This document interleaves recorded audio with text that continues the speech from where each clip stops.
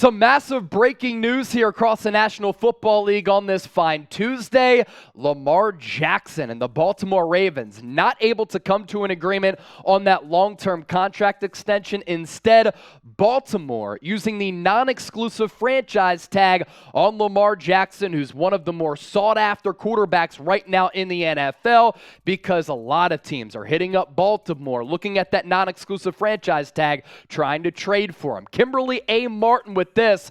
Per league sources, the Ravens have placed the non-exclusive franchise tag on Lamar Jackson at $32 million. So what this means is that other teams are going to be able to offer Lamar Jackson a deal.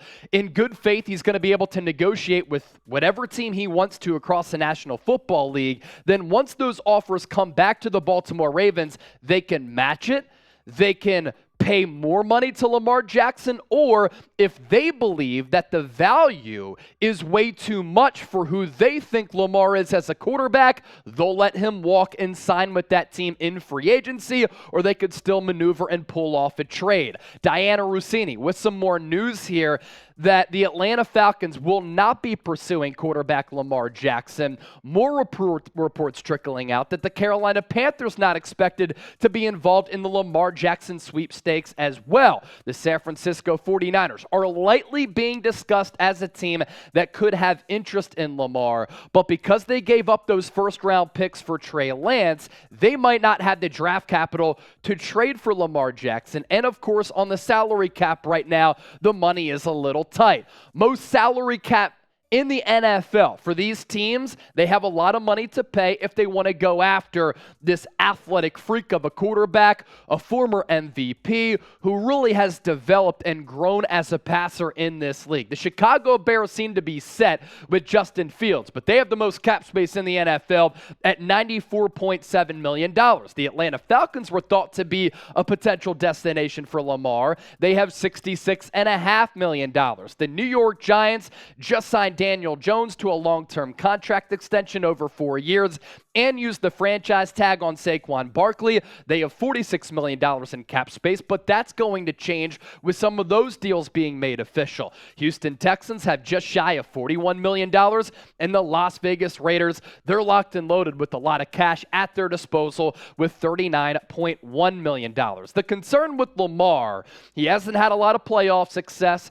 As a passer, he's certainly been a little bit choppy, especially going up against some of the vaunted defenses in the National Football League. He's been injured to end the year the last couple of seasons, which is a concern for him because it's not like he's huge in stature, only 212 pounds. He's a dual threat quarterback who likes to use his legs a lot, and we know that that style of quarterback oftentimes can get injured. As for what he did in 2022, completed 62+% of his passes. Not great by any standards. Threw for more than 2,200 yards, 17 touchdowns, 7 interceptions, and added 764 rushing yards as he continues to be just a very, very lethal and dynamic weapon at that quarterback spot. But as I said, Lamar Jackson has grown as a passer. There's no question about that. He comes in as a rookie in 2018, and he only completed 58% of his passes in relief for Joe Flacco, but did finish that year with winning a lot of games. And that's been the consistent theme for Lamar Jackson. He has won about 75% of his starts in the NFL. 2019, he comes onto the scene. That's the year that he won NFL MVP, completed 66% of his passes, more than 3,100 yards. He chucked 36 tutties and only 6 picks. In 2020, 15 games played, completed 64% of his throws, 2,700 yards, 26 touchdowns to 9 picks. So a little bit of a decrease in production there for Lamar. In 2021, like I said, he got injured at the tail end of the year, which was, of course, problematic considering how much the Ravens rely on him. And the numbers, not as good. 16 touchdowns, 13 interceptions. He was playing banged up a lot throughout that year.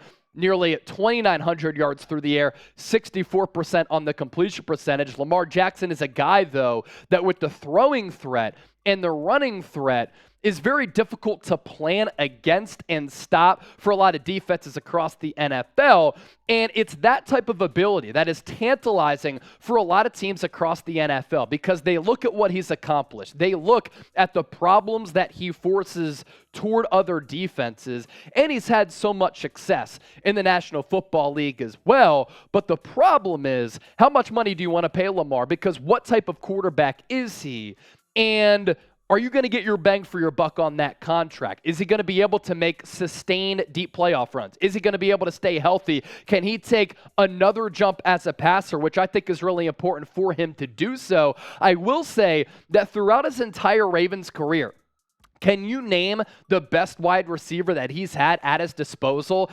They have really had some mediocre wide receiver talent throughout his career. The best weapon that he's had to throw the football to is Mark Andrews. Now, part of that is the scheme. It's the design. Lamar Jackson isn't a guy who's going to drop back, throw a ball on the dot on an out route toward the sideline. He does, like Jimmy Garoppolo in a lot of instances, like to live in between the numbers and around the hashes. And that's the continued growth that he's going to need to take as a quarterback in this league. Lastly, let's talk about his scheme fit with the San Francisco 49ers. Yes, Kyle Shanahan with Trey Lance ran him into the ground. I think that the 49ers were a little bit underwhelmed with Trey Lance's lack of running ability, his speed, and his overall athleticism. I think they thought that he was going to be more of a dynamic runner and a little bit faster. He's not. And with Lamar Jackson, because Kyle Shanahan didn't use Trey Lance all that well, how would he be able to use and deploy Lamar Jackson?